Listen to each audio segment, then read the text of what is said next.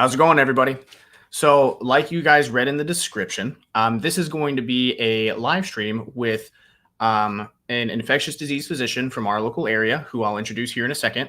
But we wanted to get a couple of things out of the way. You know, there's been a lot of questions that we've been receiving surrounding COVID-19, surrounding all of the different things that have been happening inside of our communities. As you know, we have a partnership through Apex Communications with a company called Centavax, out in California, that is actually manufacturing the antibodies and actively trying to produce a medication that can help treat the disease. But that doesn't really help as far as figuring out what's actually happening in our local area. So what I wanted to do today is bring on a physician, like I said, who's actually ended up becoming a relatively dear friend of mine. So I'm super excited and proud to be able to bring Dr. Nemr back onto the show. And here he is. Doc, welcome to the show. Thank you for having me on. Can you hear me well? I can, my friend. Perfect. So I just kind of want to, you know, when we first talked, like we just said before we went live, we first started talking about this when we were talking about the borders and we were talking about COVID when it was first kind of erupting. And then both of us ended up going down two separate kind of rabbit holes. Obviously, you're actively treating patients, you know, in the hospitals, and I was trying to get as much data as I could from, you know, different places to be able to provide an kind of an all-inclusive look. Why don't we just talk a little bit about what it was like for you day in, day out, you know, like your patient load and everything, before we get into answering all of our guests' questions today? Well, yeah, in the beginning, it was a little confusing for all of us. We have been trying to learn as much as possible about this virus. It was a novel virus, as you know. It probably has been in the country for probably as early as November, maybe of last year.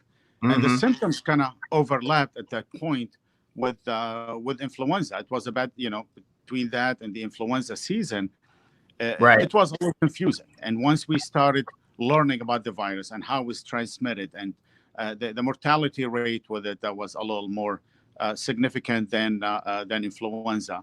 I'm not going to hide this. We were all confused at some point, you know, trying to figure out how this virus is being transmitted, how the complications will happen, what kind of treatment we have if we have any, how we're going to prevent it, how we're going to protect our healthcare workers. So things were confusing at that point. And you and me, we talked about this back in March, talking about, hey, let's stay at home. We're going to maintain the social distancing, because that was the biggest and the main thing up until now is the social distancing. You know, that's what's going to slow things down. We asked people to stay at home, and you and me talked about even stopping travel, because we saw a lot of influx of cases from New York and other places coming to us. Right. And it was exhausting for me and the nurses. And obviously, you are one of our colleagues, and you have been through this process too. It was scary, you know, with all the patients I've seen between overseas and here. I've dealt with, you know, measles. We've dealt with mumps. We've dealt with tuberculosis. We dealt a little bit with the SARS back in the day. But nothing scared me as much as this, because it was a lot of unknown. Even though we had like 4 strains of corona we've been seeing over the years, and we were not finding it because we were not looking for it. You know, our traditional respiratory panel usually picks up 4 traditional corona viruses that have been circulating. For the most part, they've been causing simple upper respiratory infections, you know. But now we got the 3 other strains, you know, the one that causes the MERS, the Middle Eastern Respiratory Syndrome, and then the SARS, and this is number 7, which is the COVID-19. And now we got to know the virus more. We've been more confident in facing this virus, knowing that the all this evidence-based science we have, isolation procedures. For a couple of weeks, I'm not gonna hide it. We were scared hearing about doctors and nurses dying from the COVID-19. But then we realized, you know what? If you use the right equipment, you follow procedure, you wash your hands, follow hygiene, you follow infection control measures, you'll be able to be okay. You know, a lot of people dealing with it. I've dealt with, you know, I don't know, maybe 50, 60 COVID patients in the last few months. And I walked into that room and I kind of looked at these patients in the eye, and I tried to kind of think, how can I protect myself and my family and help this patient at the same time? It was scary times. Now things looking a little better. Why? Because we know a little more. We know We know there's more treatment that has been helping us out with the steroids, dexamethasone and IV steroids. We know remdesivir has been helping out my patients. A lot of them are going home after 5-6 days. We know if we protect ourselves, we'll be okay. So people are spending more and more time with patients and trying to take care of them, and minimizing the chance of being transferred to the intensive care unit. So I feel a little more comfortable now dealing with it.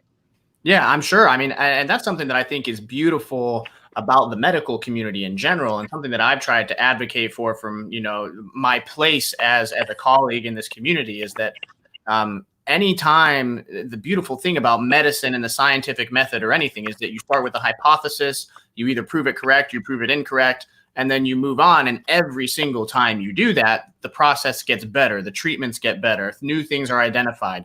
And from my perspective, I hadn't seen, that wide of a range of collaboration ever, from the biotech industry to big pharma to physicians to academic institutions. Everybody was talking to each other at an international scale, trying to figure all this stuff out.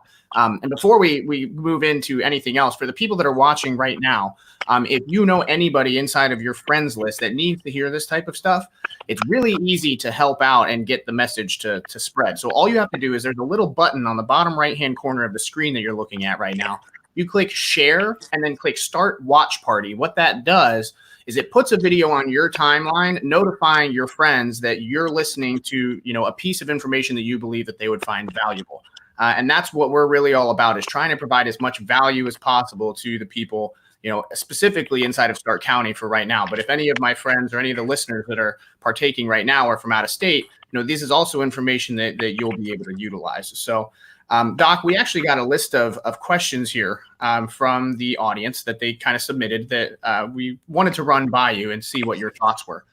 So the first one that we have here is something that I've seen circulating on social media pretty prevalently. And it's, do masks actually work? These surgical masks that they're having us wear, people say they're not sealed, they're not an N95. Why are they making us, or advocating to wear masks in public? And then the second half of that is, does it put you at risk of increased CO2 levels or decreasing the effectiveness of your immune system if you wear the mask?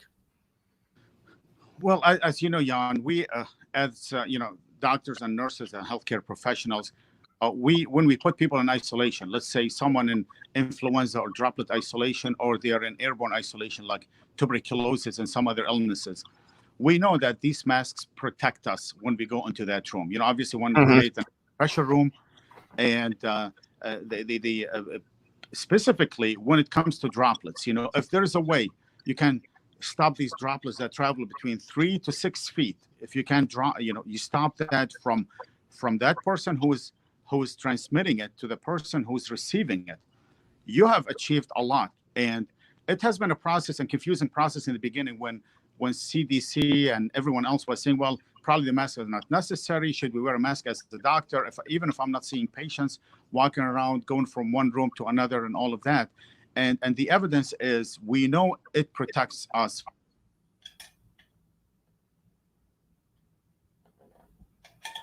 Oh, I think we lost volume there for a second, boss. Let's see here.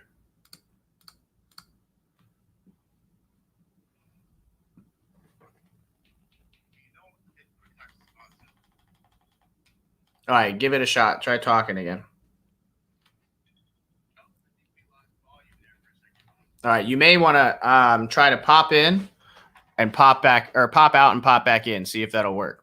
So while he's popping out and popping back in, just for everyone that's watching currently, we're having a conversation with Dr. Nemr, an infectious disease physician from Canton.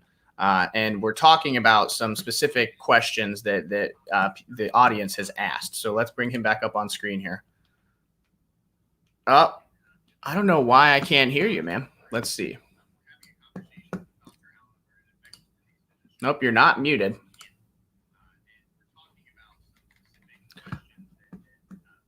Here, let me change my input here. All right. Go ahead and try to talk again.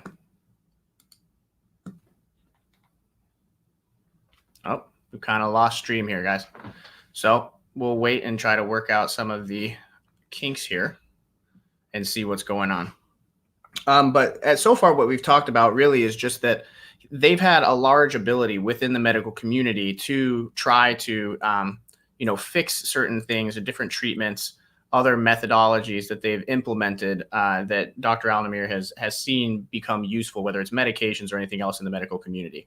And now we're kind of addressing the masks and how they're actually effective as to whether or not they protect from droplets and other things as people are passing by each other. So let's adjust this and see if we got his audio back.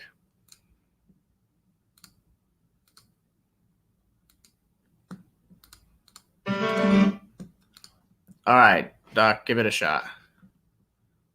I can't. So I'm going to go ahead and log out of the stream, and then we'll pop back in here in about 5 minutes, everybody. We'll pop back in, and we're going to start with masks, all right? So you guys just stay put. I will be right back.